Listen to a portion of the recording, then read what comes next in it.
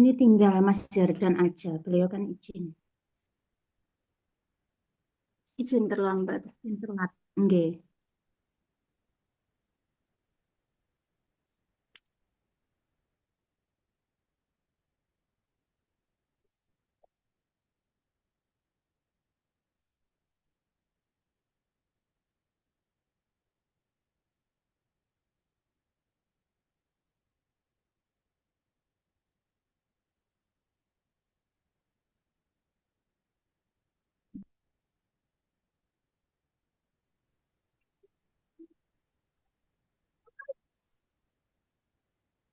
Baik, suara saya kedengaran, Bapak Ibu? Kedengeran, Ustadz. Belum, Kedengaran. Ustaz. Kita mulai ya. Bismillah. Assalamualaikum warahmatullahi wabarakatuh. Waalaikumsalam Waalaikumsalam warahmatullahi warahmatullahi wabarakatuh. Allahumma arzuqna fahman nabiyin wa hifdzal mursalin wa ilhaman ala ibadika wa muqarrabin bi rahmatika ya arhamar rahimin. Allahumma ja'alna minal ladzina yastami'una al-qawla wa yattabi'una ahsanah. Subhanaka la ilma lana illa ma 'allamtana innaka antal alimul hakim.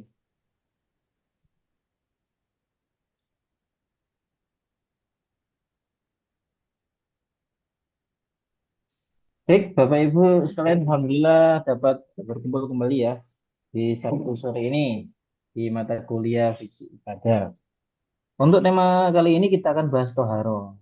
Nah, Toharo ini kalau, oh ya maaf saya belum sempat kirim RPS ya. Nanti semua file RPS nama materinya saya upload saja di Google Classroom. Nah, biar sewaktu-waktu Bapak Ibu kalau pengen download bisa. Baik, Toharo ini di RPS itu dibagi dua.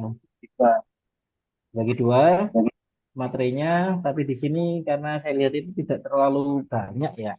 Dan Bapak Ibu saya kira juga pernah belajar masalah ini, jadi saya langsung saya gabung jadi satu tentang toharo. Baik, oke, mulai kita mulai.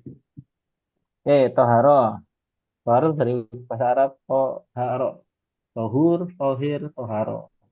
Artinya suci ya, suci dalam segala kotoran baik najis maupun yang nyata maupun maknawi yang bermakna dosa. Jadi toharo itu kalau disilakan itu suci ya, suci bersih dalam dua hal, yakni secara nyatanya atau najis dan lahir batinnya yang dosa. Di toharo ini bersih dari najis dan dosa. Nah, kalau sifat toharo dalam ibadah, fikih ibadah berarti membersihkan diri, pakaian dan tempat dari hadas dan najis eh, dengan cara yang disyariatkan. Nah, misal mungkin Bapak Ibu pernah dengar statement atau cerita-cerita lah di Singapura atau di daerah Eropa dan sebagainya itu lebih bersih ya, daripada di negara-negara seperti Indonesia. Tapi kalau kita lihat ya jika ke toiletnya ya, Bapak Ibu ya, di sana itu toiletnya itu toilet duduk, nggak pakai shower, jadi pakai tisu aja. Tisu. Nah, iya pakai tisu aja. Ya, Ustaz, Nah, saya juga sudah pernah ke sana, Ustaz. eh, nah, itu kan katanya bersih itu, tapi bersih nggak secara ibadah? Kalau misalnya umat Islam mau dipakai sholat, kira-kira bersih, suci nggak ya? Jadi dipakai ibadah ini. Nggak bisa, karena yang disyariatkan nah, cara menghilangkan hadasnya atau cara menghilangkan najisnya itu tidak dengan yang disyariatkan. Kalau dalam Islam apa yang disyariatkan? Cara menghilangkan najisnya dengan air. Nah, kalau nggak ada air baru yang lain. Jadi cuma tisu aja. Nah, apa nggak masih terasa gimana gitu. Entahlah itu urusan Saya mereka. bawa air, Ustaz. Bawa air di galon. Ya, Di apa? Botol. di botol kan. Nggih. Biasanya orang-orang Indonesia tuh bawa botol, ya, botol untuk mensiasati itu. Oke. Nah, jadi kita akan belajar temanya di Majmu' Syarah Muhadzab Imam Nawawi dan Fiqh Islam al-Adilatihi. Dan nanti kita bahas sedikit perbandingan dengan tarjih gitu. Oke. Ada namanya toharo hissi secara lahiriah atau toharo maknawi batiniyah. Tadi ya yang kita bahas di depan toharo hissi lahir berarti yang kelihatan ya kelihatan kayak oh itu najis sedang hadas, dan sebagainya. Maka caranya menghilangkannya itu ada tiga untuk bisa dianggap bersuci lagi. Wudhu, mandi, tayamum. Kemudian kalau pakaian atau tempat yang terkena najis maka dibersihkan. Nanti kita bahas di selanjutnya. Kemudian kalau misal toharo maknawi batinnya berarti tidak ternampakin. Berarti yang sakit apa? Kalau tidak nampakin hati. Nah, kalau hati mungkin Bapak Ibu pernah dengar bahasa Arabnya itu kolbun. Nah, saya pernah coba mengulik ya.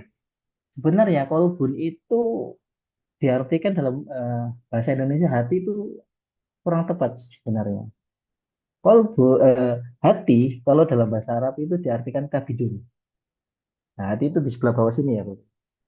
Nah, tapi orang-orang kok bilangnya hati di sini. Nah, tapi kalau bahasa Arab kolbun itu bahasa Arabnya artinya dalam bahasa Indonesia itu jantung.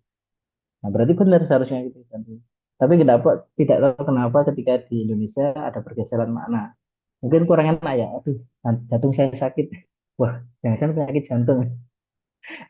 Kalau misalnya hatinya sakit berarti itu apa? Bahasa saja. Oke. Kemudian mensucikan hati dari dosa, syirik, dengki, riya, dan sifat tercela. Nah, dalam surat Asy-Syams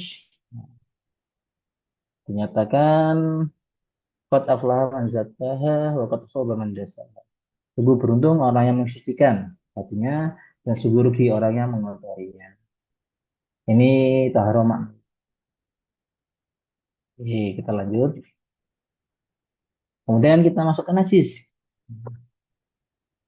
Najis itu segala benda atau keadaan yang dianggap kotor oleh syariat yang menghalangi sahnya ibadah.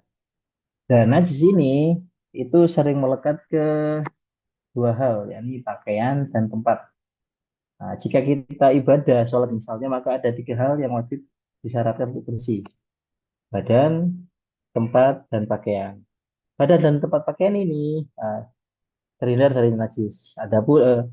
Adapun badan itu terhindar dari hadas. Nanti cara mensucikan juga berbeda-beda. Oke. Najis, macam-macam najis. Ada najis ringan, mukhafafah, najis sedang, mutawasito, dan najis berat. Ini mughalazo. Air seni bayi laki-laki ini mungkin uh, sudah ngelotok ya.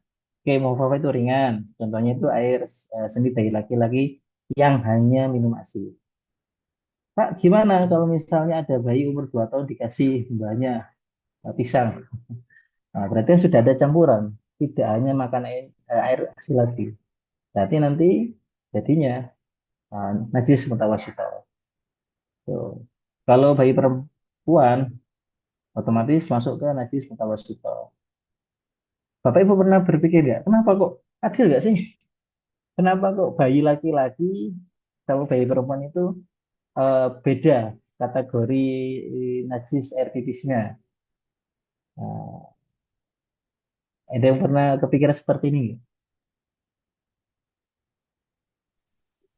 Ini Saya Ustaz, pernah baca gimana? Karena kalau kalau saya laki-laki kalau Iya, laki-laki bisa tuh. dicipta tulang, sementara perempuan itu kalau laki-laki itu diciptakan dari tanah langsung ya, Adam. Sementara perempuan diciptakan dari tulangnya Nabi Adam. Jadi ada darahnya di situ.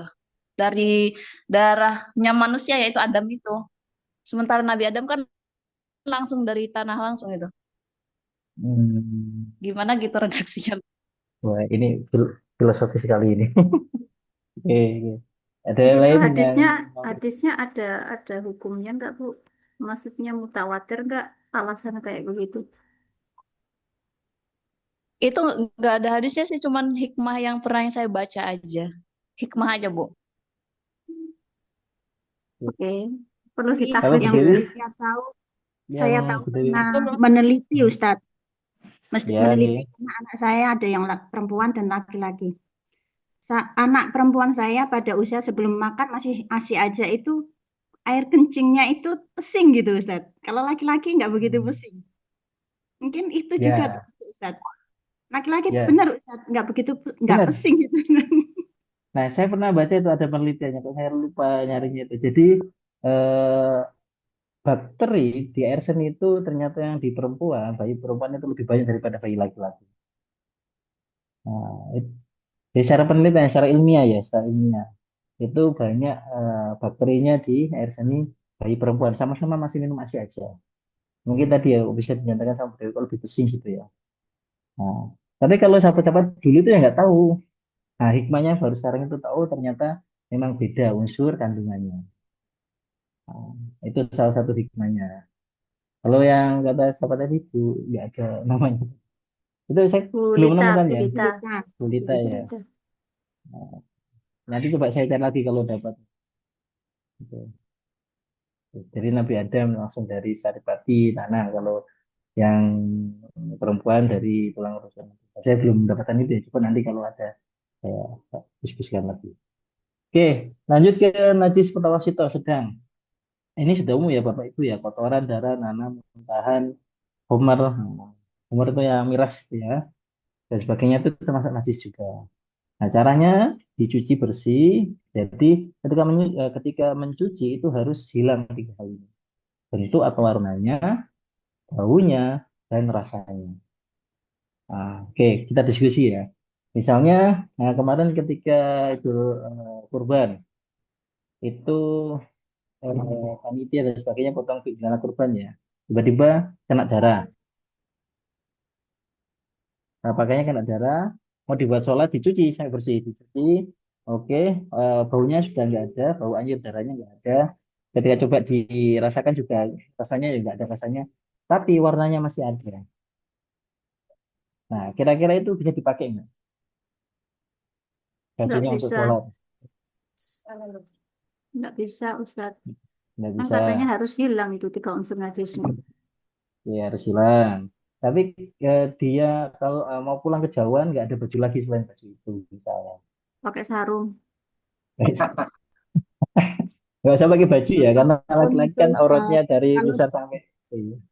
Gimana Bisa pakai gimana? apapun mukena itu Ustadz. Ustaz, kalau dalam keadaan darurat itu bisa aja Ustaz, boleh aja. Oke, baik. Tidak Pakai ada. mukena Bu Dewi. Di situ ada mukena. Pakai mukena, Oh, tak apa-apa pinjem mukenanya yang cewek, tuh kan. Cara itu Baik, sudah baik. bisa dipakai. Kenapa? Karena darahnya itu bukan darah mengalir. Jadi darah yang sudah dipotong, menciprat, terus dibersihkan, walaupun nggak sampai masih kelihatan itu darah, tapi sudah itu nggak apa-apa itu dipakai itu. Oke. Cara yang tidak mengalir itu maksudnya gini Bapak, saya mau koreksi. Cara yang tidak mengalir itu kayak binatang nyamuk, nah itu maksudnya yang darahnya tidak mengalir. Nyamuk, Nah, lalat. Nah, udah menyangkut, nggak ada apa-apa itu. oke. Najis ya, tapi tidak sampai harus itu. Kenapa? Karena itu bukan darah yang mengalir. Ya, baik. Nah, gimana kalau misalnya ini ya masih ada bentuknya, oke. Tiga unsur hilang tadi ya, baunya sudah nggak ada, rasanya sudah nggak ada, tapi eh, ternyata sudah dicuci bersih, darahnya masih membekas, dan uzurnya itu nggak ada baju lagi. Oke, nah secara fikih sudah hilang nih, dua dari tiga sudah hilang. Jadi dominan sudah ke arah suci, jadi cuma satu aja, dan ini susah. Nah itu berarti di ma'fu anhu. Boleh dimaafkan, boleh dipakai kalau misalnya nggak ada pakaian lagi yang lainnya. Bisa dinyatakan ini suci karena satu ini sudah diusahakan nggak bisa hilang-hilang. Kalau misalnya yang hilang cuma rasanya aja, tapi baunya sama warnanya masih ada, berarti nggak bisa, tetap dikatakan najis karena eh, cuma satu unsur yang hilang, paling nggak dua. Nah, gitu Bapak Ibu. Untuk najis utama itu. Oke. Lanjut, kita ke najis mughaladha, najis berat, air liur Nah, anjing. saya Ya, mau bertanya, boleh? boleh. Bu Nadia, silakan Bu Kalau Nadila. Bayar Bu ibaratnya Nadila, bayar. nanti belakangan. Di beberapa masyarakat itu, ya di tetangga-tetangga saya itu ada yang berpendapat begini. Kalau orang setelah habis minum Homer itu, dia diharuskan mandi wajib. Apakah harus seperti itu, Ustaz? Baik, ya nanti kita bahas ya ke hadas ya. Ini belum masuk ke hadas Bu Nadila, masih di najis. Nah, tapi Homer itu najis ya. Nah, nanti kita bahas ya, disimpan dulu ya, Oh, biar gak tumpang tindih. Oke, baik. Ada lagi, Bapak Ibu? Oke, kita lanjut. Air liur anjing itu seluruh mazhab, empat mazhab itu menyatakan sahih, najis. Ya. Air liur anjing itu dinyatakan najis. Kemudian babi itu dinyatakan haram. Seluruh ulama berpendapat haram. Sudah ijma ya ini ya, ijma. Mari kita bahas tentang ijma. Babi itu haram dan seluruh bagian badannya itu najis. Ya. Nah, kemudian wajib ketika ada sesuatu yang kena, misalnya kemarin isunya MBG, ada babinya, ada minyak babi. Nah, apakah komprengnya MBG dibuang aja atau gimana? Nah, kalau dibuang terlalu mubazir karena itu merupakan bukan bukan satu yang haram, tapi satu yang najis. Nah, jadi sebaiknya ompreng MBG itu ya dicuci 7 kali, salah satu kasih tanah aja. Nah, kalau haram ya baru harus dibuang, tapi kalau najis hilangkan saja najisnya. Jadi gitu. Nah, sekarang saya mau diskusi ini mengenai anjing ini. Empat mazhab itu menyatakan air liur anjing kan najis ya, Bapak Ibu ya. Tapi gimana hukumnya kalau kita itu megang anjing, ngelus anjing gitu? Kita kena najis ya? Boten Ustadz. Enggak. Ada lain pendapatnya? Gimana Ustadz? Gimana Ustadz? Kecuali ngelus-ngelus bulunya anjing, bulunya itu kena air liurnya yang masih basah, nah itu baru najis Ustadz. Setuju Bu Dewi, setuju. Saya Oke, baik. Gimana Pak Ali? Pak Nur Ali? najis itu air liur. Untuk menjaga Oke. kebersihan, kami untuk berhati-hati kepada anak-anak juga menyentuh aja jangan. Sebagai pelatihan, tapi kami meyakini bahwa yang najis itu air liurnya. Nah, sedangkan anjing itu pekerjaannya kan jilat-jilat, termasuk Nah, ya. bulunya itu kena jilat itu. Lah kita yang tidak tahu menjaga seperti itu, saya anggap najis semua. Walaupun secara pribadi yang najis itu sebenarnya air liurnya. Tapi ketika kami mengajarkan, memahamkan kepada masyarakat, kebanyakan sudah itu pokoknya kena itu cuci dengan 7 kali. Walaupun sebagian mazhab ada yang cukup 1 atau 2 kali cukup, ada yang seperti itu. Kami tetap memberlakukan yang 7 kali, baik kepada keluarga maupun masyarakat. Supaya Oke, lebih hati-hati. Mungkin itu saja. oke, benar. Jadi memang empat mazhab ini gitu, Bapak Ibu gitu, itu berpendapat air anjing itu najis. Tapi mengenai hukum megang anjing itu berbeda-beda. Tiga mazhab, Hanafi, Syafi'i, Hambali itu berpendapat anjing itu najis semuanya karena jilat ibunya dan sebagainya. Nah, tapi Imam Malik berbeda pendapat. Enggak, megang anjing enggak selamat tadi yang benar kata Bu Dewi tadi. Karena ketika sesuatu itu kering, itu tidak dianggap sebagai najis. Nah, jadi yang najis kata Imam Malik itu cuma ilirnya aja. Nah, tapi untuk kehati-hatian ya kita jangan sampai wah, tiba-tiba nyeleneh gitu ya, bawa anjing ke kelas pakai masker gitu. Ya kan yang najis kan cuma air liurnya aja. Jangan. Nah, kita lebih baik berhati-hati ya seperti kata Sanorali tadi ya. Kita bangun masyarakat semuanya najis saja. Khawatirnya ketika eh, diberitahukan malah menganggap wah yang najis cuma air liurnya aja. Malah mereka nanti bermudah-mudahan malah banyak ya, megang aja seenaknya dan sebagainya. Malah nggak jaga kehati-hatian dari najis tadi. Ya benar. Jadi kita pahamkan bahwa sudah najis saja untuk kehati-hatian. Itu ya tentang pandangan beberapa mazhab. Ya kita lanjut. Nah sekarang ke hadis. Ustadz, Tadi tanya kamu Ustadz. ada. Ya Yang saya silakan Bu Dewi. tanya Ustadz. Ini babi hutan sama babi yang dikonsumsi, yang diternak itu apa hukumnya sama itu Ustadz? Karena ada yang bilang kalau babi hutan itu mboten.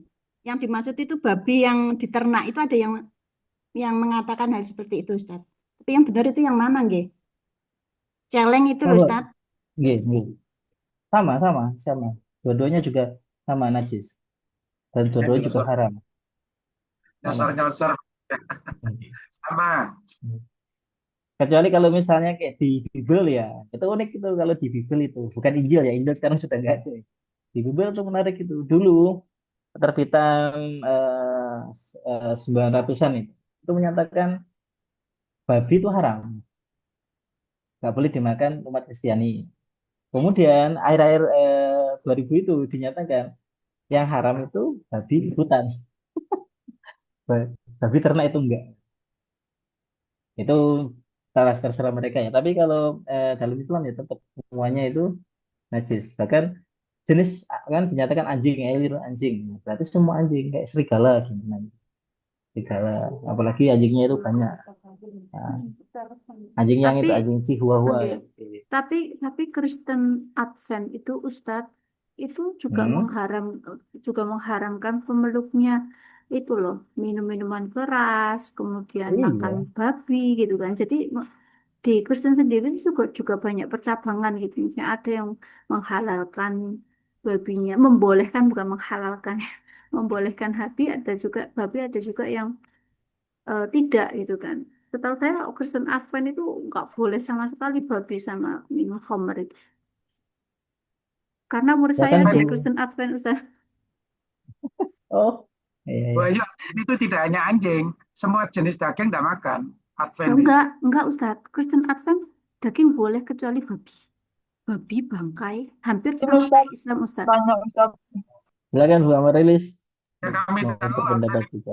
kami punya Tadi jenengan menyinggung soal MBG. Kalau Iya. saya pernah membaca berita di media sosial, eh, tempat MBG itu berlapiskan lemak babi. Nah, tapi sedangkan kalau di bahasan tadi itu kan air liur babi. Saya Loh, rasa kalau lemak babi itu masuknya haram, deh, Ustaz. Maksudnya, bukan. oh bukan Kita ya? tadi maaf Bu Amarilis. Kita tadi bahas itu maksudnya babi itu empat mazhab itu menyatakan semua bagian dari babi itu haram dan najis. Nah, tapi kalau di anjing itu baru ada perbedaan mengenai kenajisan badannya. Kayak tadi Imam Malik itu menyatakan nggak apa-apa megang anjing. Tapi kalau megang babi itu nggak boleh. Babi sudah haram qat'i dan najis aini.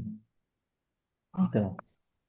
Ya, Ustaz, saya hampir salah tangkap tadi. Jangan bilang kalau tempatnya dibuang nanti membazir loh. Lah kan lemak babi gitu.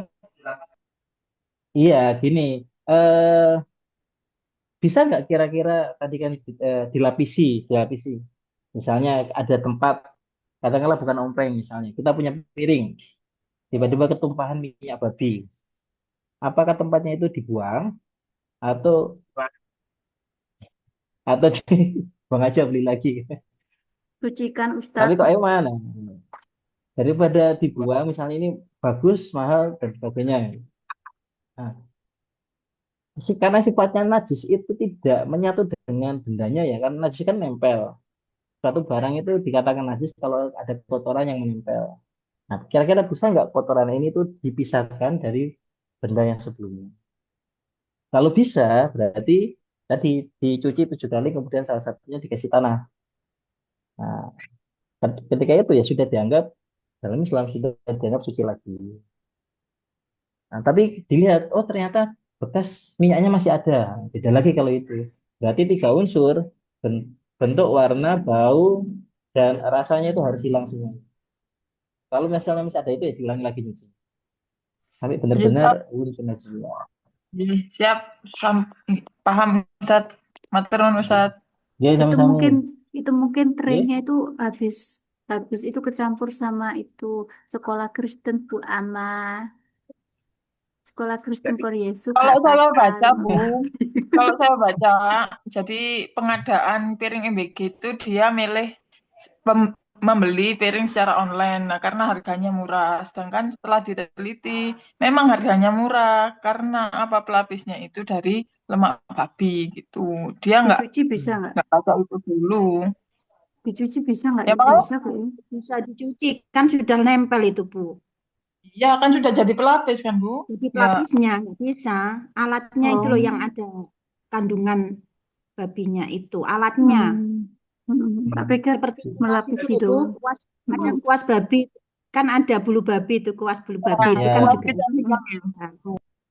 Nanti kalau Oke, oke, kembali oke. kembali lagi ke tadi, Misalnya ombrengnya tadi itu ternyata yang najis itu bukan cuma nempel, malah bagian dari bendanya. Oh, berarti ya harus dipisahkan, harus Haram ya Ustaz dipakai ini lagi. berarti. Piringnya haram Dipakai. berarti. Najis, najis, najis, bukan Najis haram. itu dua, Oke, kita lanjut sini ya, Bapak Ibu ya, biar nggak terlalu Oke, malam. lanjut. Oke, Mawar Ustaz. sekarang hadas. Hadas itu keadaan ya. Hadas adalah keadaan badan yang mana menghalanginya untuk beribadah. Jadi misalnya tidak ada kata-kata, oh badan saya najis. Jangan, bukan saya najis. Nggak ada. Orang itu berhadas. Ya, ketika badan tidak bisa sholat, tidak bisa ibadah, itu namanya berhadas. Oke.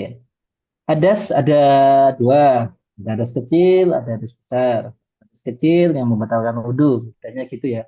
Hadas kecil yang membatalkan wudhu. Hadas besar itu yang menyebabkan harus mandi besar. Contohnya buang ada yang membatalkan wudhu, buang angin, buang air kecil, buang air besar, tidur terlentang atau tidur pulas. Nah, makan daging unta itu juga membatalkan wudhu. Ya, ada hadis tersendiri yang menyatakan bahwa ada sahabat itu makan daging unta kemudian disuruh wudhu untuk sholat. Nah, jadi kalau ada bapak ibu yang kesempatan umur atau haji, kemudian makan daging unta, apapun itu bagiannya, takleknya atau apanya, maka ketika mau sholat harus wudhu. Oke, kemudian ada sebesar yang menyebabkan jinabah, junub, haid, nifas, mualaf, orang yang baru masuk Islam maka dia wajib mandi besar, sadar dari gila. Nah, maksudnya sadar dari gila ini, nah tadi itu pertanyaannya Bu Amarelis ya. Eh, orang gila. minum khamar, gila, orang minum khamar kan hilang itu akalnya. Nah, sudah dapat dosa dua itu. Dosanya sholatnya tidak diterima, yang kedua itu dia terkena hadas besar. Ketika sadar, dia harus mandi besar. Gitu. Ini tidak hanya yang minum khamar ya, misalnya ada orang yang gila. Kayak kemarin itu ada nyalon, nyalek, nggak lolos, akhirnya gila. Selama setahun akhirnya dia itu kayaknya sadar lagi. Ketika masuk ke sadar, sudah sadar, maka dia wajib untuk mandi. Itu dari hadas besar. Berarti, Sampai sini ada yang Pak, didiskusikan? mohon Ya, maaf. Nabila. Berarti kalau andai kata dia minum khamar, tapi nggak sampai hilang akalnya gitu, nggak sampai mabuk gitu. Pripun? Apa tetap? Dosanya tetap ya. Walaupun nggak sampai mabuk, dosanya tetap ya. Oh iya. Walaupun nggak sampai mabuk, dosanya tetap. Tapi tadi ya, homer itu najis ya, berarti tetap harus menghilangkan najisnya dulu. Karena nggak sampai mabuk ya, berarti tidak sampai hadas besar. Tapi tadi hadas kecilnya tetap harus hilang. Ya Ustaz, Oke, Dr. Ali. Mas, itu hadas besar. Mandi wajib itu ada jenabah atau junub karena Oke, haidnya sudah nifas. Kemudian oke. alaf sadar dari gila juga kumpul suami istri. Pertanyaannya, ketika kumpul suami istri, maaf ya, ini karena saya juga ditanya. Maaf, jadi ketika kumpul suami istri tidak sampai keluar, baru bersentuhan dan itu tidak masuk, apakah juga sudah masuk ke wajib mandi besar itu? Oke, baik. Oke, karena kita sudah besar-besar, nggak apa-apa kita. Oke, Keluarga semua. keluarga semua. Eh, saya mau tanya lagi ya, Ustaz Nurali ya. Maksudnya tidak sampai dubul gitu ya, nggak sampai masuk ya. Tidak Berarti masuk, tidak masuk nggak kita. sampai masuk. Oke, nggak sampai masuk. Samping, Nah, samping. oh iya, saya belum ini. Jadi eh, laki-laki itu ada 3 cairan, Bapak Ibu ya. Biasanya laki-laki itu dikumpulkan 3 cairan. Ada mani, wazi, madhi. Saya kok lupa tulis di sini itu. Nah, Dulu baru mandi. ya, biasanya di sini bapak-bapaknya dikit ya. Biasanya kalau laki-laki itu kadang ketika capek banget, nah tidur, nah bangun tidur tuh tiba-tiba basah, tapi nggak mimpi. Itu namanya air apa sih? Kayak lupa air madhi ya. Air mandi itu, Gimana? najis. Iya, Air madhi. Nah, air mandi ini, airnya itu najis. Sifat cairannya itu najis. Tapi orangnya tadi tidak sampai harus mandi junub. Nah, kalau wadi itu biasanya cairan yang keluar sebelum mani. Mohon maaf ya Bapak Ibu ya, biasanya sebelum ejakulasi, atau sebelum mengeluarkan sperma kan mani. Nah itu keluar cairan dulu, nah itu namanya wadi. Nah, wadi sama mani itu sifatnya tidak najis, tapi ketika mengeluarkannya itu harus mandi besar. Nah, adapun tadi ya Ustadz ya, Ustadz Nurali ya, kalau misalnya walaupun tidak sampai dubul ya, tidak sampai masuk yang laki-laki, tapi sudah sampai ejakulasi, mengeluarkan wadi, apalagi sampai mengeluarkan mani ya, maka tetap harus mandi besar. Ya, betul. Walaupun tidak sampai masuk. Nah, tapi kalau sampai keluar cairan ya, contohnya harus mandi jinabah. Betul. Nah, bagaimana yang istrinya? Apakah juga sampai terjadi tadi keluar cairan? Kalau sampai keluar cairan juga ya, tetap mandi wajib, walaupun belum sampai terjadi pertemuan dua kelamin laki-laki perempuan.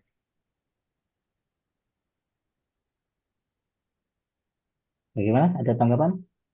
Ada Ustaz. Begini Ya. Ustaz, masalahnya Oke. itu tidak sampai keluar mandi, hanya nempel saja sebentar, pokoknya nempel, tahu-tahu nggak jadi kan gitu, itu kan bisa terjadi.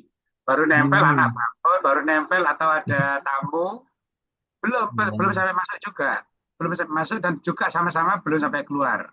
Kemudian itu kan sudah terjadi nempel, nempel aja udah sampai masuk dan tidak ada sama-sama tidak sampai keluar.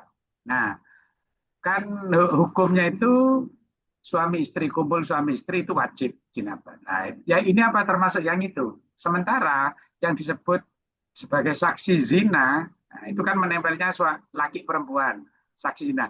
Itu harus melihat sebagaimana timba masuk ke dalam sumur. Nah, itu baru sebagai saksi yang maaf ya yang lain juga. Jadi hadisnya itu orang bersaksi berzina itu harus melihat bagaikan sumur itu masuk ke dalam bagaikan timba apa itu kaleng ember itu ya masuk ke Hmm. dalam sumur. Nah itu baru saksi itu dibolehkan sampai seperti itu. Nah artinya berkumpulnya suami istri yang tidak sampai masuk, nah, apakah termasuk yang itu? Apakah karena suami istri terlepas dari Hmm. dosa, karena baru mau nempel siap-siap ada tamu atau anaknya si kecil seperti Bu Ama misalkan si kecilnya wewe panggil-panggil nggak jadi wis. Nah, apakah itu juga wajib mandi? Tidak keluar, sama-sama tidak keluar, hanya baru nempel aja. Ya, baik. Sepanjang saya baca gitu, Ustadz Nurali ya, karena tidak sampai dubul biha atau sampai tidak masuk ya, berarti tidak sampai mandi besar, apalagi tidak melakukan cairan juga. Itu yang saya dapat ya, yang dari saya baca. Saya belum menemukan dasar yang lain. Apakah dengan hanya nempel aja wajib mandi besar? Saya belum menemukannya. Kalau ada yang pernah baca ya, coba nanti kita diskusi ya. Terus Kalau tadi saya, saya ya, gimana? mau sih, maksud saya mau dikoreksi, saya menjelaskan Hmm. kepada yang bertanya ini bahwa eh, karena tidak masuk, ya seperti jawaban Ustadz itu, maka ya Hmm. tidak ada kewajiban. Tapi karena nempel bertemuannya suami istri ini yang membuat saya ragu, maka saya menganjurkan mandi junub. Saya bilang gitu. Karena Oh, ya. nah ini kehati-hatian tapi tidak berdasar, saya hanya logika. Tapi kalau dalilnya kan apabila ember itu masuk ke dalam sumur, lah itu baru dinyatakan sebagai hubungan suami istri. Iya, Nah, tidak apa-apa. Berarti itu kan seperti halnya kayak satu daroe. Jadi kita membatasi diri kita sendiri agar tidak jatuh kepada hal yang tersebut yang kita masih ragu-ragu. Tidak apa-apa. Ya, bagus. ini juga Bagus. Terima hukum kasih. kan kepastian. Sebetulnya kalau seperti itu kan mesti ada. Ini yang saya belum nyampe ke sana. Kita ngambil ngambil kehati-hatian dengan cara seperti itu Iya. menjelaskan. Terima kasih Apalagi Ustaz. terima kasih benar-benar. Apalagi kalau kita menjelaskan ke masyarakat awam ya, kita harus hati banget. Harus hati-hati. Baik, terima kasih. Nah, menarik Kalau ini tadi ya, saya yang baca artikel perbedaan fikih mazhab Ustaz. Ya, Jadi Ustaz ini Faisal. ada perbedaan Imamiyah dan Syafi'i. Kalau untuk Syafi'i, sekalipun kepala zakar itu tidak masuk atau sebagiannya saja juga belum masuk, maka ia sudah cukup diwajibkannya mandi. Berarti nempel aja ya, Ustaz Faisal ya. Jangan lagi, sekalipun kepala zakar itu tidak masuk atau sebagiannya saja belum masuk, maka ia sudah cukup diwajibkannya mandi. Itu Imam Syafi'i nggih. Yang satu lagi, Ustaz. Kalau Imam Sinten Tapi yang bilang kali dan mandi bagi yang menyentuh Putus-putus Pak Faisal. nikmatan.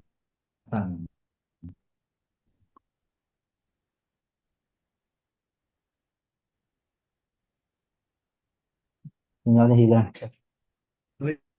Ya, Syaf-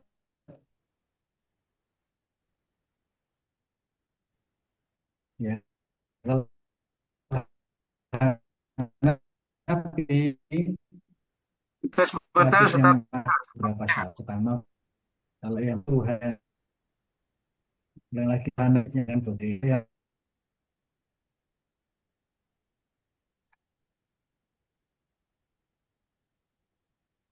Ustaz Faisal,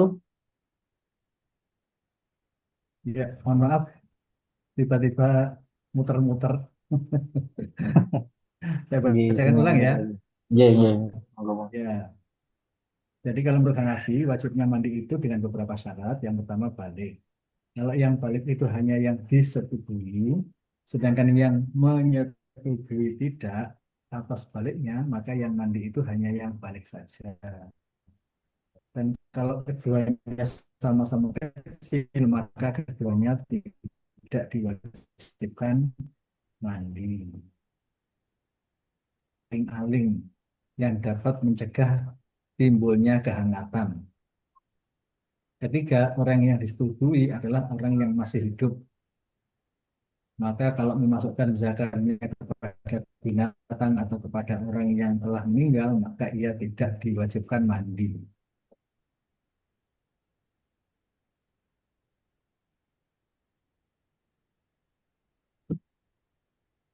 Kalau kepada binatang, binatangnya dibunuh.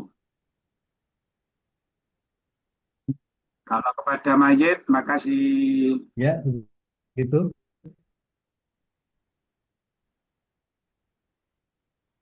ya, Ustaz, terputus Ustaz Faisal.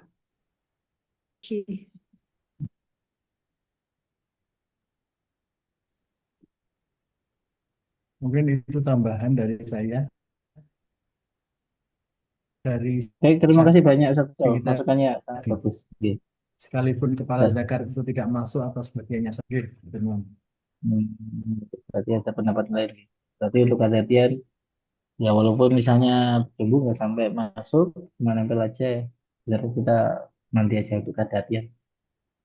Walaupun ada pendapat yang beda, kita ambil pendapat yang eh, lebih hati-hati. Satu baru ya. Oke, kita lanjut di Bapak Ibu ya. Kita sekarang ke air. Kalinya wanzalna minas sama ima'an tohuro. Al-Furqan ayat 48. Dan kami turunkan dari langit air yang sangat bersih. Jadi ada beberapa air yang bisa untuk digunakan bersuci. Nah, ada air hujan, mata air sumur, air laut, air sungai, salju, embun. Nah, itu jadi bisa dipakai untuk mandi dan untuk wudhu. Nah, tapi air sungainya gimana? Air sungainya butek, ya, yang suci lah, yang bersih lah, yang cara-cara. Oke. Eh, Kemudian itu namanya air mutlak ya, Bapak Ibu. Air mutlak itu air yang suci dan mensucikan.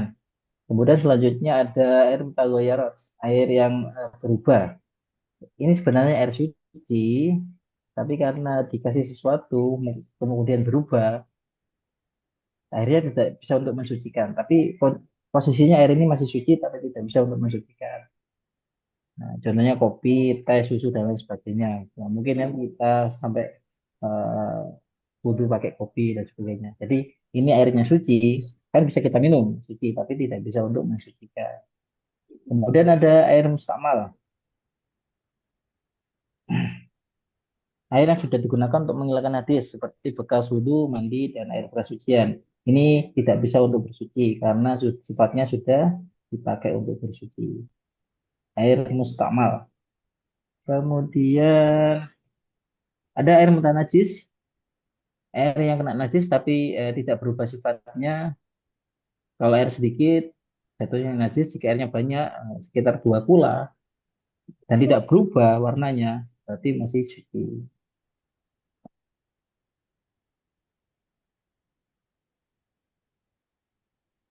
Misalnya gini Bapak Ibu, di kamar mandi kita itu kan biasanya ada yang pakai ember, nah, ada yang pakai bak mandi. Nah itu kira-kira itu sudah memenuhi syarat termasuk air banyak enggak yang 2 kula itu menurut Imam Syafi'i. Izin Ustadz, Silakan Bu Ama.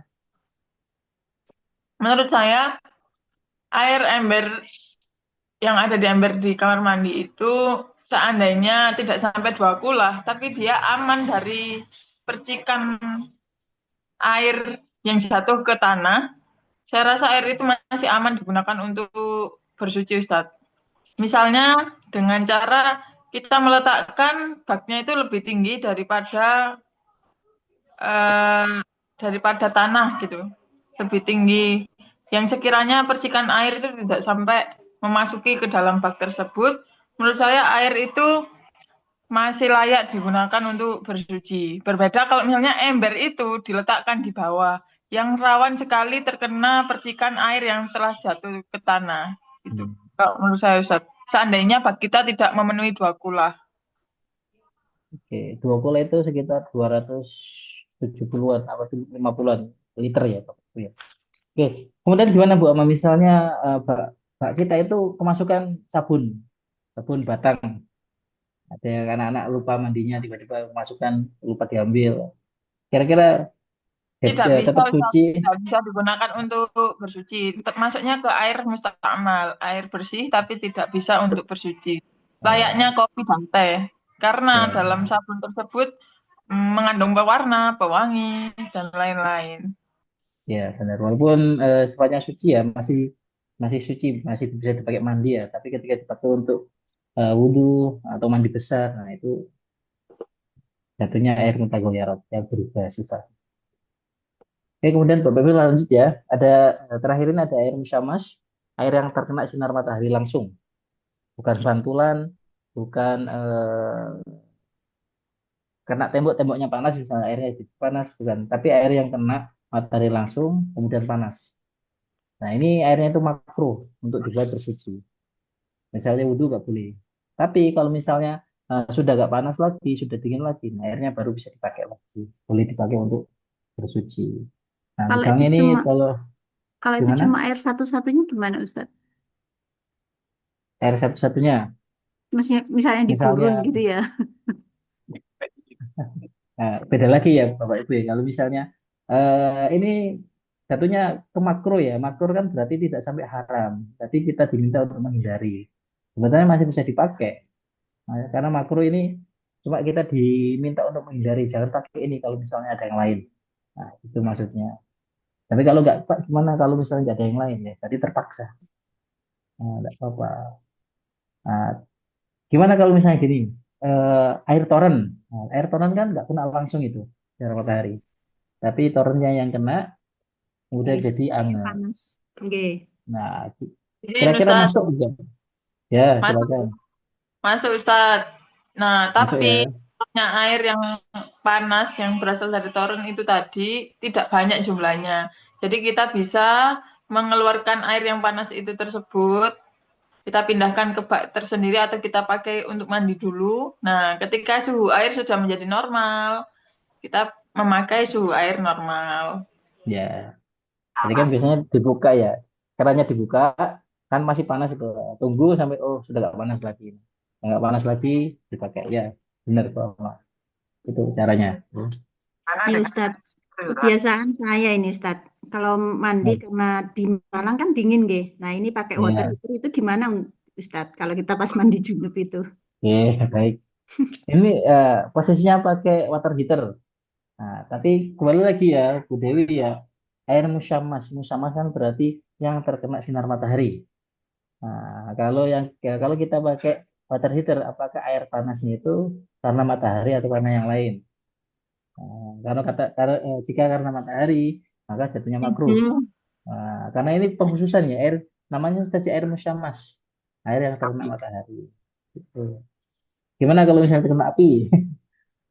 Ada Bapak Ibu mau diskusi misalnya terkena api, air panas tapi terkena api, bisa nggak kira-kira buat bersuci? Ya air yang Bisa, dimasak. bisa bersuci, Ustaz. Gimana Bu Ama? Bisa digunakan untuk bersuci. Kan jelas seperti kata antum tadi bahwasanya musyammas. Penyebabnya adalah syamsun atau matahari. Nah, kalau water heater kan sebabnya karena alat, bukan syamsun. Kalau dia sudah di rumah, bisa. Oh,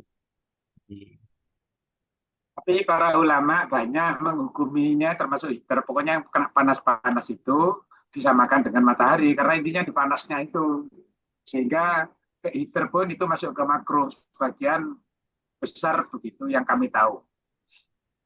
Kalau saya sebaiknya memakai water heater daripada membahayakan kesehatan sih Ustadz.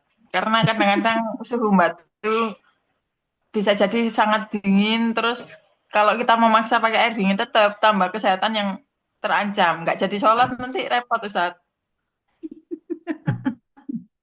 Membawa kebahayaan yang lebih bahaya gitu. Rukun, rukun. Mana, Ustaz? ya, Mana itu Bu Amang?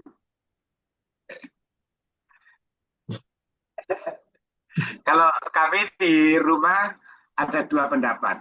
Saya ya. memakruhkan yang pakai heater. Tapi kalau sudah terpaksa pakai ya. Kalau sudah nggak enak habis malam-malam mandi harus pakai itu, ya kami jalani. Tapi lebih sering saya tidak. Kalau istri saya meskipun panas apa selalu heater sudah tidak bisa. Walaupun siang hari pun harus heater itu.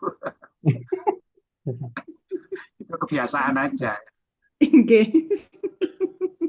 Sama Oke, itu Ustadz. oke, Bapak Ibu. Memang saya juga pernah baca, ya, tapi saya lupa ini pendapat siapa. Ada yang Maksud berpendapat seperti itu. Yang musyamas, selain kena walaupun panasnya, kena api dan sebagainya, selain matahari masih boleh. Nah, tapi ada juga pendapatnya seperti di Satria tadi itu. panas. Apa maksud dari musyamas tadi itu? Air yang panas. Nah, jadi panas itu berarti walaupun kena matahari, kena api, intinya panas itu yang nggak bisa dipakai. Ada juga yang berpendapat seperti itu. Saya pernah baca Berarti, itu di. Silakan pakai dua-duanya boleh, pendapat oh dua-duanya boleh. boleh, boleh. Oh kita boleh Nah, milih ya Ustadz nggih. Alhamdulillah. boleh. Yang penting kayak tadi. Enakan. Yang Saya penting kita tahu memilih landasannya. semuanya, tapi saya pribadi kalau nggak terpaksa nggak pakai yang panas. Jadi itu Hmm. pribadi saya. Tapi istri saya juga berpendapat nggak masalah itu. Ini Nggih bukan mata. Ustadz. Siap Ustadz. Kilafiyah, kilafiyah, wis, kilafiyah. Iya Ustadz. Shush, shush. Nggak apa-apa kalau Gitu. banyak hilafnya lebih menarik ya di rumah itu. Kalau saya punya pendapat, Yes, betul. pengalaman ketika umroh di musim panas, itu hampir pagi, siang, sore, malam pun juga terasa panas, padahal sudah malam. Dan itu bisa jadi juga karena sinar matahari, tapi ya karena memang suhunya panas, sehingga malam hari pun juga masih terasa panas. Nah, karena Islam itu memudahkan, menurut saya ya nggak ada masalah kalau memang tidak ada jalan lain. Yes. Kemudian tidak ada masalah insya Allah karena hukumnya bukan tidak sampai haram gitu pakai itu gitu. Hanya makruh saja. Berarti bisa dipakai. Nah, dipakai. Baik, kita lanjut ya. Nah, Oke, sekarang Ustaz. kita ke tata cara bersuci. Nah, tata cara bersuci kita sudah ketahui, Bapak Ibu ada 3, wudhu, mandi besar, dan tayamum. Nah, itu sudah apa ya, sudah umum kita tahu. Oke, baik. Dibesarkan, Gimana, Bapak Ibu? layarnya dibesarkan dikit, Ustaz. Terlalu kecil tulisannya.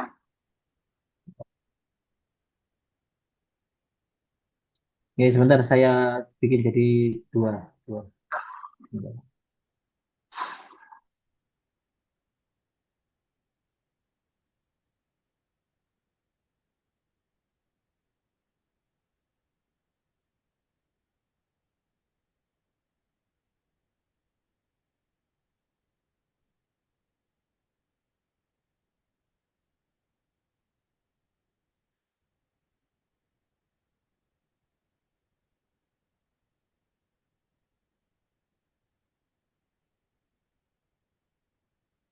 Baik, sudah jelas, Bapak Ibu? Jelas. Oke. Alhamdulillah. Oke, wudhu. Baik, Bapak Ibu, wudhu secara bahasa itu al-wadu'ah atau jamal, keindahan. Berarti secara Islam menggunakan air suci untuk membasuh anggota tubuh tertentu dengan niat ibadah. Wudhu berarti keindahan menaruh air di tubuh untuk niat ibadah. Ini dalilnya sudah jelas ya Bapak Ibu ya, di surat Al-Maidah itu panjang yang ayat 6 itu. Ya lagi namanu dakun min salati faksilu wujuhakum wa aydikum wa marofiq sampai akhir. Nah, nanti juga bisa dibaca. Oke, sambil di sini, wahai orang-orang yang beriman, apabila kamu hendak berlaksana sholat, maka basuhlah. Nah, kemudian rukun wudhu, ada niat, membasuh muka, membasuh tangan hingga siku, mengusap sebagian kepala, membasuh kaki hingga mata kaki, dan sebagainya. Ada hal yang menarik. Eh,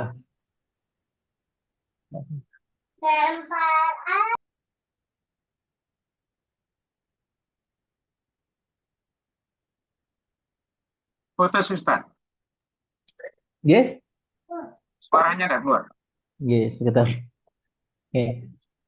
Rukun wudhu ada ini ya Bapak Ibu, ada niat, membasuh muka, membasuh tangan hingga siku, mengusap sebagian kepala, membasuh kaki hingga mata kaki, tertib.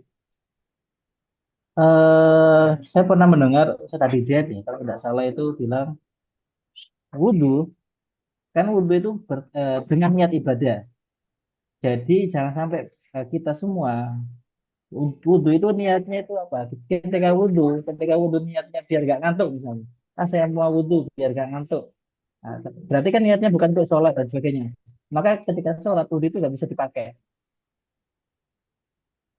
Saya pernah mendengar itu. Kalau saya riset Adidayat itu. Jadi niat itu harus benar-benar ya Bapak Ibu ya. Misalnya wudhu ini niatnya untuk sholat ya, berarti untuk sholat. Kalau niatnya untuk biar gak ngantuk, berarti kan kan untuk ibadah. Maka ketika mau sholat wudhu ini nggak bisa dipakai. Saya juga baru, oh iya, oke ya, jangan niat. Ustaz, kalau niatnya double Oke. nggak boleh, Ustaz. Nah, kalau niatnya double kan berarti kan ada 2 niat ya, nggak ada masalah. Boleh kalau itu. Tapi kalau niatnya hanya untuk biar gak ngantuk itu yang bahaya.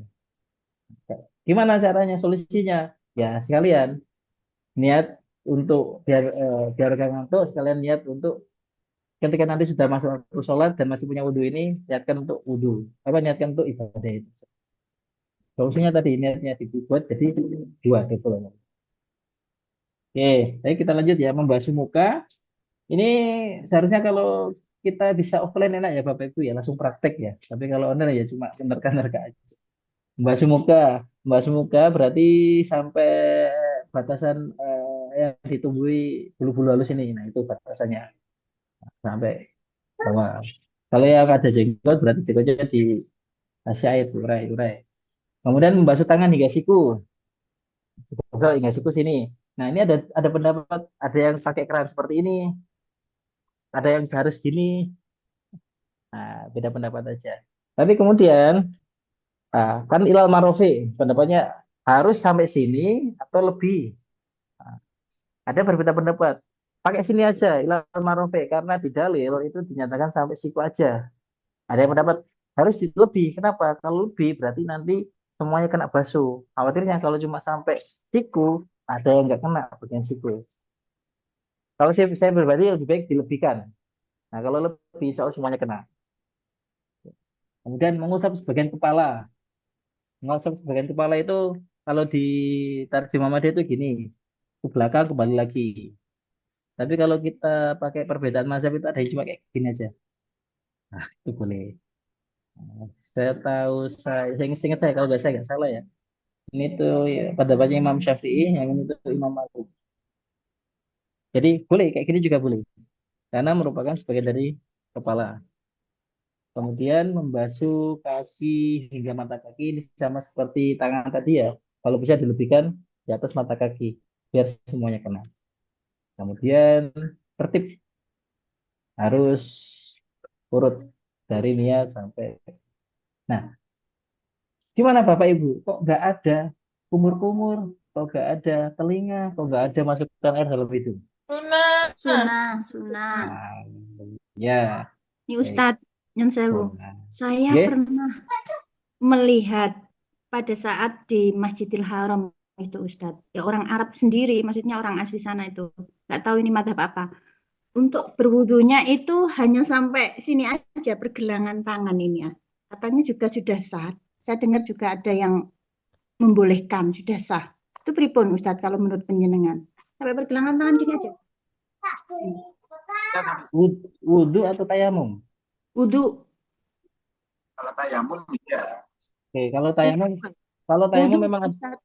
kalau tayamum memang ada perbedaan pendapat, ada yang sampai sini, ada yang sampai sini. Tapi kalau Ya, wudhu itu semuanya sampai sini, Bu Dewi. wudu Ustadz. Kok ada yang gitu juga pripun niku? Iya, mungkin Ya, Bu. Iya. ya mungkin si A atau si B, si C. Ya Dalilnya kan jadi itu ya, Bu. Si C, si B. Saya mau Jadi nanya juga nggak ya, enak karena saya juga nggak bisa bahasanya. Tak lihat aja. tapi gini ya, kita kembali lagi ke dalil. Kita dalil wudhu ini langsung dari Al-Quran. Kemarin kita baca tentang sumber-sumber hukum. Ya, ketika sudah Al-Quran sudah qat'i, sudah atau apa tidak bisa diubah lagi. Berarti itu ya, saya nggak tahu itu pendapatnya mana. Soalnya umum empat mazhab ya sudah sampai siku semua, karena ilal marofiq sampai siku nggak ada sampai sini. Nah, Wahabi mungkin Ustadz Wahabi. di lingkungan biar hemat air. Ya gitu ya Bu Dewi ya, saya Iya, kurang pakai air tahu. zam-zam Ustadz. Saya mau menegur Sekalian juga nggak enak ya sungkan gitu loh, sekalian Ustadz. tayamum maile Gimana? uniku saja nih ya. Sekalian tayamum aja Ini udah. mungkin bajunya itu loh mungkin kan rodok ngapret nggak bisa ke sampai ke sini. Jadi Dilepas cukup saja, pergelangan. dilepas saja. Bahaya Bu Ayu. Melepas baju di tempat Mungkin itu umum. kasuistik aja sehingga tidak bisa diambil banyak yang melakukan mungkin Bu Dewi. Oke. Ya Atau betul tadi itu. sakit Kalau nggak si A saja. si B begitu betul. Ustaz tadi. Nah, ya kayaknya gitu nggih, Ustadz. Biar cepat paham. Oke, kita lanjut ya. Jadi kumur-kumur, sisak sama telinga itu ya saya maksud. Telinga itu sunnah. Tapi bukan berarti ketika kita lupa berkumur wudhunya batal. Enggak. Wudhunya tetap sah. Oke, kita lanjut Bapak Ibu. Sudah jam 5 ini. Waktunya ke dalam maghrib. Oke, sekarang kita ke mandi jinabah. Junub, sebenarnya junub, haid, nifas, mualaf. Jadi kita sudah bahas ya. Bapak Ibu yang di depan tadi tentang hadas besar. Rukun mandinya kita sudah tahu semuanya. Niat, meratakan air ke seluruh tubuh. Kemudian sunahnya tubuh yang kanan. Belakang dulu. Nah, pertanyaannya, ketika mandi, Ya. nah, pertanyaannya gimana Bapak Ibu jika kita mandi junub ya, mandi besar, sabun sama samponya habis? Izin Nah, Ustadz, kira-kira mandinya. Nggak tetap apa-apa sah Ustadz. Ustadz. Karena mandi junub tidak harus pakai sampo atau sabun. Tapi yang paling utama adalah Iya. mengalirnya air dari ujung rambut sampai ujung kaki. Iya, baik, terima kasih, Bu Amal. Ya, Ustadz jadi juga. Air bukan sabun.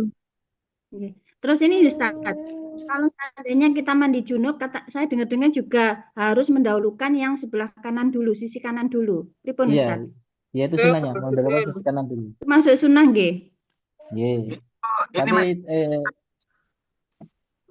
rukun mandi. Padahal pertama itu Mengambil wudhu untuk junub itu. Wudhu dengan tidak menyiram kaki. Ini kok tidak ditulis di situ. Hanya niat saja, meratakan air. Padahal untuk wudhu, Itu untuk mandi junub itu masuk sunnah nggak sih? Itu Itu masuk sunnah nggak masuk sih? Tata perbedaan cara, pendapat ya. cara. Ada yang pakai wudhu dulu di Oke. awal, ada yang nggak pakai wudhu di awal. Ya, tata cara gini Bapak Ibu ya. Cuci tangan dulu, kemudian membersihkan kemaluan, baru wudhu, habis itu baru tangan, baru kemudian dibalur semuanya pakai diratakan. Kalau rambutnya yang tebal ya, misalkan sampai kulit kepala itu kena. pada kepala. Gitu kan. Pada Oh ya, tadi saya masalah tambahkan nih, Kak. Saya lupa nih. Ada wudhu sama membersihkan kemaluan juga dibersihkan. Mohon maaf ya. membersihkan kemaluan dulu baru wudhu. Oh iya. Iya, kemaluan dulu baru wudhu. Maaf. Kemaluan dulu baru wudhu. Kemudian itu ya, mohon maaf ya Pak Pipi, ini agak vulgar. Kalau yang laki-laki ketika habis hubungan itu ya coba eh, di apa namanya itu? Biar Sikan, dipelihara. iya, ya, kuat diri. Intinya sampai keluar semua. Nah, kemudian ya ke bagian perempuan yang kita tahu bagaimana biar najisnya itu keluar juga semua. Sama Ustaz, meskipun perempuan tidak dalam bentuk diurut ketika membersihkannya itu ngapunten nggih, harus Nggih, dimasukkan harus dimasukkan jari, nggih, terus. boleh hanya siram aja, bukan. Kalau laki diurut. Nah, setelah Ya, bersih, gitu. nah, baru wudhu dengan tidak menyiram kaki. Dengan tidak menyiram kaki. Terus setelah mandi sudah semuanya baru ditutup dengan menyiram kaki. Sudah, tidak usah wudhu lagi. Ya, cukup langsung bisa dipakai untuk sholat. Ya. Nggak usah Kalau wudhu. Muhammadiyah Iya. ada yang mandi sudah termasuk Itu bersuci, ada Ustaz. dua Tapi kalau ada juga mau pendapat sendiri, Ustadz. itu Sebentar. sendiri. Nggih, Belum ada sampun. lagi. Itu ada dua pendapat.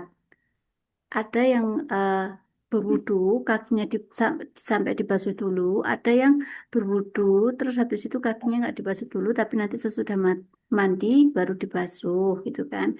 Tapi kalau menurut saya pribadi untuk kehati-hatian, gitu, nggih, utama dibasuh dulu aja sampai apa itu sampai kaki gitu. Nanti kalau kita khawatir dalam proses mandi tersebut ternyata menyentuh kemaluan lagi atau menyentuh yang belakang, ya wudhu lagi Tidak saja apa-apa, gitu.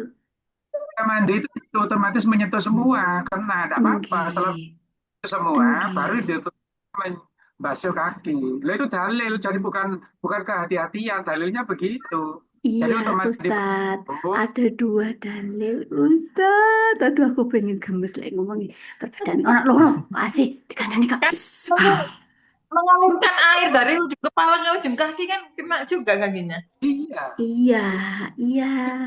Tapi yang dalam masalah wudhu iki mang lho. Lho, orang dua pendapat. Aku kayak menyampaikan. Ih. Ya, Tidak, ya betul. tidak, Itu tidak. sama Bu Wahyu, ada dua pendapat. Udah nggak usah berantem lah. Ya, intinya silakan dipakai mana yang lebih kita Ya, percayai. Ya, kalau percaya pakai itu silakan. Asal ada dalilnya gitu aja. Lanjut Ustaz. Oke, Tarinya ayo kita Ustaz. selesaikan ya. Kita belum mengerjakan proses ini nanti. Nah iya itu iya. sampai bisa ini paling Ustaz. Oke, ya ini terakhir. Tayamum.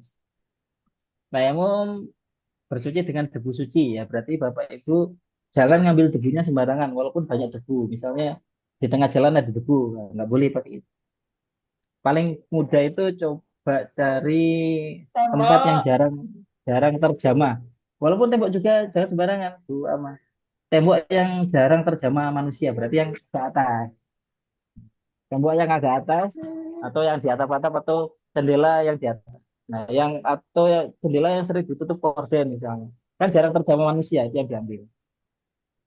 Ditipiskan, ditipiskan ada dua caranya, ditiup atau di tepuk gini, nah, kemudian muka, kemudian ambil lagi yang lain, kemudian tangan. Nah, adapun tangan tadi ada dua pendapat gitu, ada yang gini, yang sampai situ, ada yang cuma pergelangan tangan. Kalau di tarje cuma sampai pergelangan tangan aja. Kalau sampai situ. Kemudian setelah itu doa seperti doa setelah wudhu. Itu tayamum. Walaupun tidak ada air ketika junub ya, oke, tetap harus tayamum. Dan perlu diketahui Bapak Ibu ya, misalnya punya hadasnya itu hadas besar. Ketika nggak ada air, maka tetap harus tayamum untuk sholat. Dan ini untuk satu kali sholat. Ketika mau masuk sholat wajib yang lain, maka dia harus ngambil tayamum lagi. Kemudian nanti jika orang ini ketemu air, maka dia harus mandi besar. Jadi sebenarnya mandi besar itu bisa digantikan, tidak bisa digantikan total dengan tayamum ya. Nah, tapi kalau ketemu air wajib harus mandi besar karena mandi besar hanya bisa diselesaikan, disucikan pakai mandi besar. Itu yang tadi berlaku untuk wudhu nggak Ustadz? Yang misalnya Gimana? yang itu loh, yang tayamum itu untuk satu kali sholat itu berlaku untuk wudhu atau wudhu boleh nyambung gitu wudhunya? Kalau ini orang junub, gitu. Bukan Junub nggak? yang wudhu sholat bukan junubnya. Oh, kalau Wudhunya wudhu bisa misalnya, Bapak Ibu. oh Kalau bisa wudhu ya. bisa. Oke, maksud saya ini posisinya bukan bukan tayamumnya, tapi ke arah junubnya orang junub, tapi nggak ketemu air gitu maksudnya. Hmm, kok saya Nah, kayak pernah mendengar gitu loh Ustaz. iya. Apa itu kalau misalnya kita masih punya wudhu dan terlampau 3 kali sholat berjamaah itu harus wudhu lagi gitu. Padahal masih suci gitu. Ribon Ustaz kalau gitu Ustaz. Ada Oh, yang enggak. berpendapat begitu. Mm-mm. Baru Saya dengar. belum pernah dengar itu. Nggak tahu. Saya Mm-mm. kali mungkin pernah dengar. Saya Nah itu sendiri Dan belum pernah dengar ini. saya monggo juga yang baru lain. dengar. Nah yang Untuk gitu saya juga tayamum, baru dengar itu. Makanya kan mungkin ada yang pernah dengar juga. Tapi saya itu pas waktu tayamum itu ya saya kadang pernah juga Ustaz, karena sakit ya. Dalam keadaan mau sholat apa sholat subuh, jadi tayamum sekali itu Ustaz. untuk tayamum, halo, untuk tayamum itu kalau normal maghrib Wes, dengan isya itu belum. ya Hafal. tayamum lagi. Tapi Hmm. kalau sholatnya di Jumat atau langsung enggak usah wudhu lagi. Enggak, ini konteksnya wudhu Ustadz. Jadi itu misalnya kita itu wudhu dari zuhur ya, dari zuhur. Terus habis itu Bukan tayamum. sampai maghrib itu ternyata gak batal gitu loh. Nanti isanya suruh wudhu lagi karena terlampau 3 kali sholat gitu katanya gitu Ustadz. Makanya saya nanya ini. Sholat itu harus suci dari hadas. Lah orang yang tidak membatalkan wudhu itu adalah salah satunya ya ngentut itu ya. Kalau tidak ngentut tidak batal. Ya berarti sudah masih hadasnya sudah suci itu. Ngaten Tapi Bu Ayu. Bu Ayu masuk nggak ke kamar mandi Bu Ayu? Barangkali tahan Bu, karena aku gak ngerti kasusnya wonge opo Bu. Nah, jadi memang seperti itu sampai 3 kali sholat itu kita kadang terjadi dan tidak apa-apa, tidak perlu wudhu itu. Apa? Saya juga baru dengar itu bisa kok. Karena saya dengar dari Ustadz Khalid Basalamah itu ya yang baik itu setiap sholat itu harus memperbaiki wudhu gitu katanya Itu Ustadz. pendapat Bu. Oh pendapat. Untuk Gini. menjaga itu berhati-hati aja Bu. Untuk sholat Oke. untuk sholat harus suci dari atas besar ke atas kecil. Nah, kalau sudah punya wudhu berarti kan sudah suci. Nah, karena tidak, yang membatalkan wudhu itu apa? Bukan karena mau sholat 3 kali itu membatalkan wudhu, tidak. Jadi yang membatalkan wudhu itu buang air dan karena tidak terjadi seperti itu ya tidak batal, tidak apa-apa. Nah iya itu kan pendapat yang aneh kan. Berhati-hati aja Bu, mungkin Bu. Dikhawatirkan Iya kok mungkin ya. ternyata aku buang angin ya. Mungkin begitu ya. Aku yang nggak Iya. tahu ya. Yang anak buang angin itu nggak kerasa loh, anak loh Bu. Tidak boleh itu. Nah rumah Ingat, sakit lah nggak kerasa. Ya, kadang ada loh Bu, nggak kerasa moro-moro. ya, Wes ada kita lanjut. kaidah hukumnya itu yang ya, itu bisa membatalkan wudhu ya tidak perlu wudhu. Jadi meskipun mau berapa kali sholat, ya tidak apa-apa. Kehati-hatian itu boleh, tapi jangan berlebihan. Kalau sudah tidak batal, kemudian wudhu lagi, nah itu berlebihan. Hulu, nah, Nabi itu tidak boleh hulu itu berlebihan. Oh ya, oke Bapak Ibu, saya ingat ini ada satu kasuistik yang saya lewat di forum gitu. Di mana ini biasanya terjadi kepada perempuan yang sudah melahirkan. Keluar angin dari bagian depan. Kira-kira itu membatalkan wudhu atau enggak? Keluar apa Pak? Keluar angin dari bagian depan. Biasanya ini terjadi kepada perempuan yang setelah Perempuan. melahirkan. Oh, Iya. bukan hanya perempuan melahirkan, Ustadz. Terkadang saya juga pernah itu, Ustadz. Oh, berarti kan sudah pernah melahirkan gitu. Ya, Kalau yang sudah. belum pernah kan enggak oke. Kalau saya pribadi itu karena buang angin di apa ya, di lubang manapun, termasuk batal, Ustadz. Kalau hidung juga berarti. Hidung juga, ya enggak lah. Bur itu. Duh, pernah loh, Ustadz. Kita gini Ustadz ya, tidur. Kalau perempuan loh, kita tidur, kaki diangkat ke atas, itu akan keluar buang angin dari depan, Ustadz. Itu untuk yang perempuan. Oke, Ustadz. Oke, baik. Ada pendapat lain, Bu Dewi. Ada pendapat itu tidak membatalkan. Karena angin itu bukan berasal dari dalam, Iya. tapi karena dari luar, kemudian ketemu lagi, keluar lagi. Oh, gitu niku. Nah, beda kalau misalnya kentut. Kentut kan dari perut. Nah, kentut dari perut keluar. Nah, kalau yang dari depan kan angin masuk, terkumpul, kemudian ketekan, keluar lagi. Nah, Oh, pendapat itu tidak membatalkan. Pendapat seperti itu. Baik, saya kira cukup ya, Bapak Ibu ya. Ustadz. Ada 10 orang. Oke, nanti saya absen, berarti lengkap semua. Untuk post testnya bisa buka, Ibu bisa buka, saya kira Mas ya, daripada enggak. harus apa di share di grup aja Ustadz, nanti ada batas waktu sampai jam berapa gitu Ustadz.